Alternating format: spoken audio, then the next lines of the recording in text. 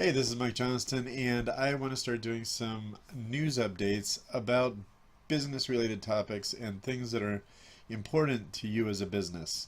This is one which is really cool, and I like it. Google has rolled out a new feature on Google search on both mobile and desktop.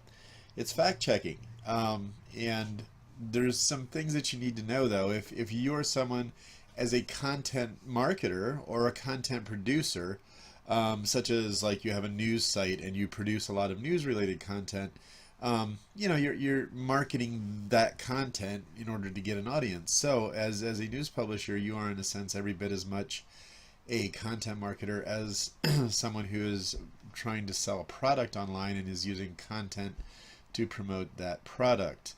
Um, so, fact check could be very useful to many different kinds of businesses who produce content on the web. And this was an email I got this week. Fact check is now available in Google Search and News around the world. It started out last last fall, as a kind of a pilot project in a limited area, and they were testing how it would work. And it's really cool because now, as pointed out in the story, there are so many sources of news out there today.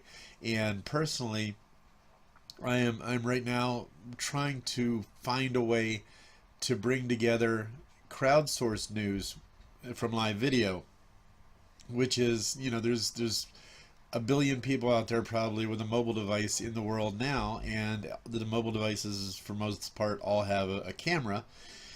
And when news happens, when major events happen, there are going to be people on the scene, no matter almost where it is, who have a camera who can start to shoot video and then upload or live stream that video. And I think live streaming is especially interesting on platforms like YouTube Live, Facebook Live, and Periscope, because it covers all the major social networks and it puts a live accounting of the events in front of people as they happen, and then they're saved there at least for some time so that people can reference back to them. And I think, it's an unvarnished and honest way of seeing the news and learning about what really happens before it goes through the filters of government, big corporate media, or anything like that. And yet at the same time, it's a better window to the truth, and it takes some of the wind out of the sails of conspiracy people who tend to take stories that are lacking in facts, fill in the facts, and then act as though that's the truth.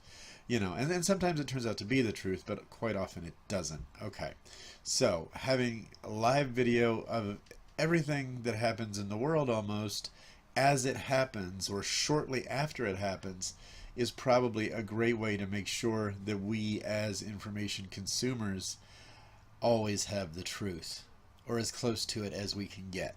Um, okay, so anyway, this last October, along with, I'm reading from the story now, our partners at Jigsaw, Google announced that in a few countries they would start enabling publishers to show a fact check tag in Google News for Stories.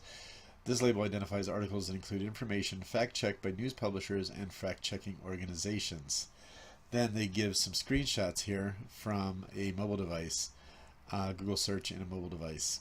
Like, here's the result at the top. The search was 27 million people enslaved. And here's the search results. And the top search result shows that there was a fact check of this query done by PolitiFact, and that it is mostly true. Here's another one. The search was simply food Snopes. And food archives, Snopes.com.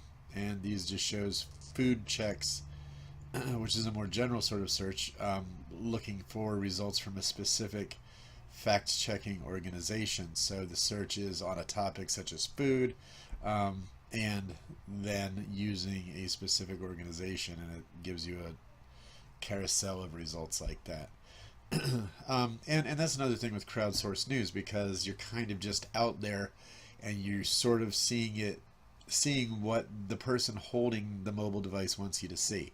Or in other instances, like in Syria, we had two Syrian-based people who were broadcasting the war in Syria to some extent and got moderately famous out of it. One was Syrian girl, the little, I think she was 7 or 9 or 10-year-old girl who was tweeting and broadcasting live video from Aleppo, and then you have Partisan Girl, who was a supporter of President Assad in Syria, and his side of the conflict.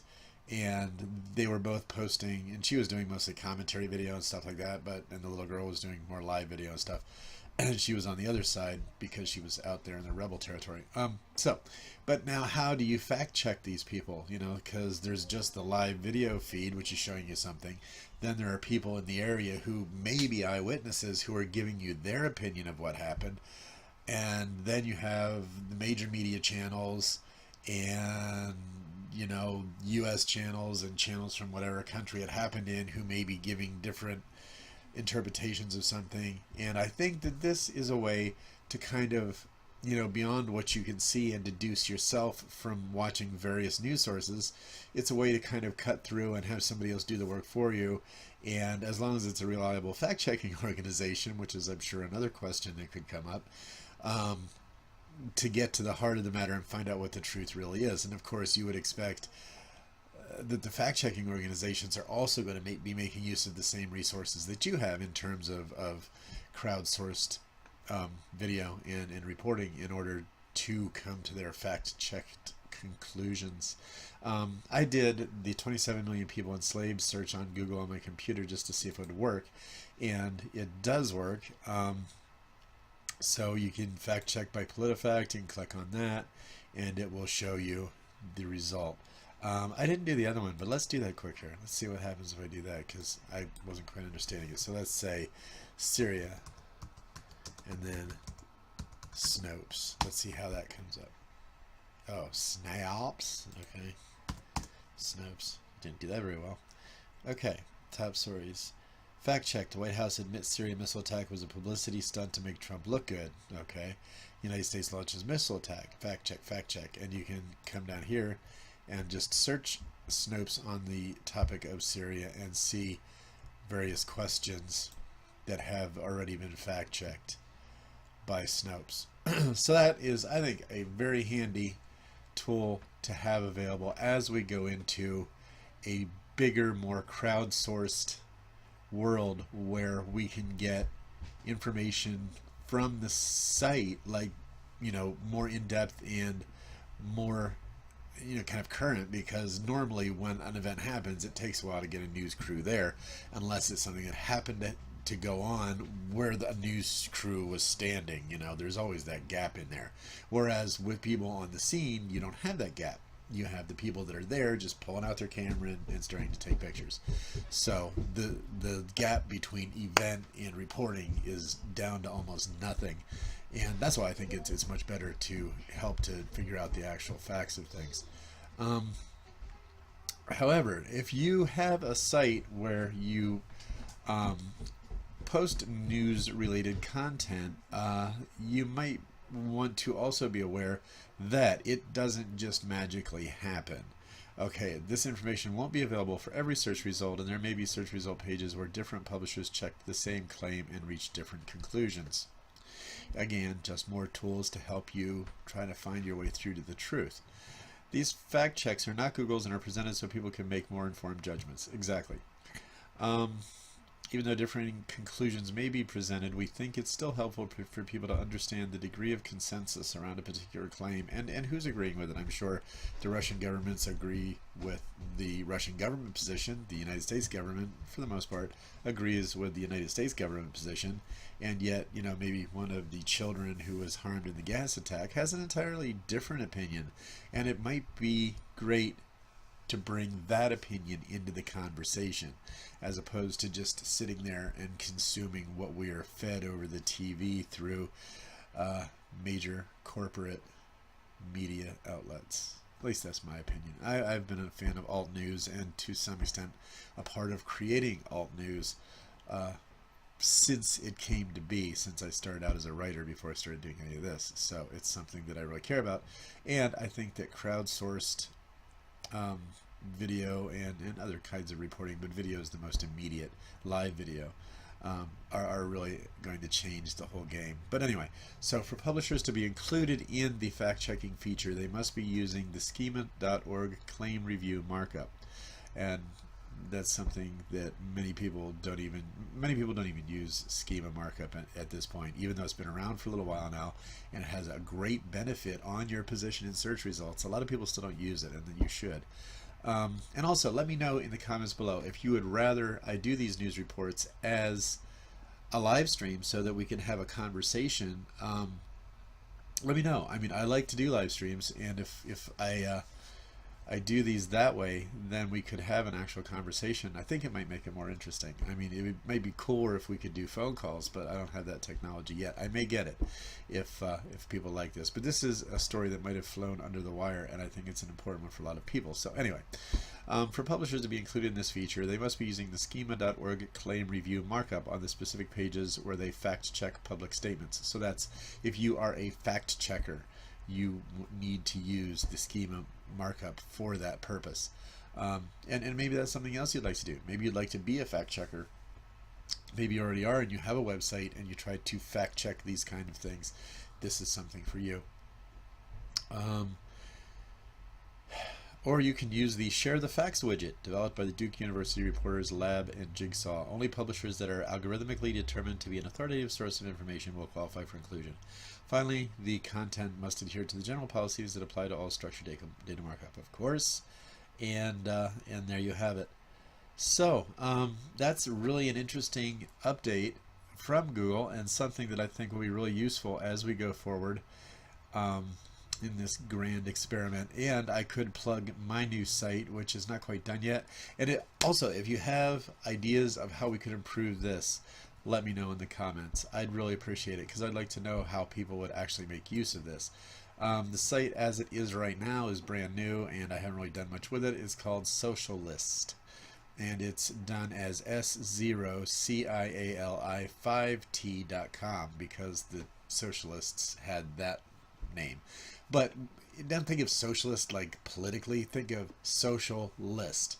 I want it to be a list of news items, especially live video, crowdsourced news that's pulled from various social networks, primarily YouTube, Periscope, Facebook, and Twitter and Periscope are the same, but I threw Periscope in there because they're the main sources of live video that I've been looking at. I mean, there are others, and on mobile apps there's like 1,000 now video streaming apps.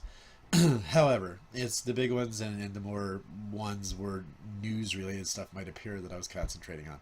So right now all I have is this, and the original idea was to create feeds based on search results from these sources, where you would search like the news item in question, like St. Petersburg bombing, for example. That's something that happened the other day. And then say live video. So you end up just with all the live videos from 4 or 5 or 6 different sources being in one single RSS feed, which I could then put into like a blog post, and you could click on it and see all the updated news from that current event as it happens. I haven't figured out how to do all that yet. RSS has gotten somewhat harder to do than it used to be, because so many social networks have been hiding their RSS feeds or disabling them.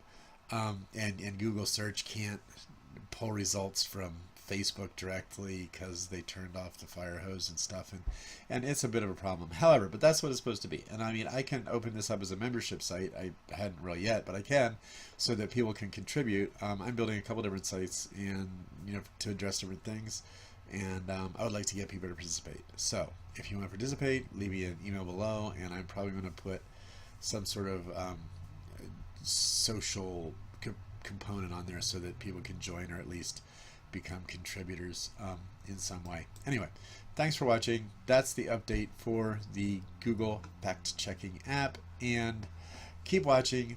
I will bring you more really interesting stuff on this channel. Thanks. Bye.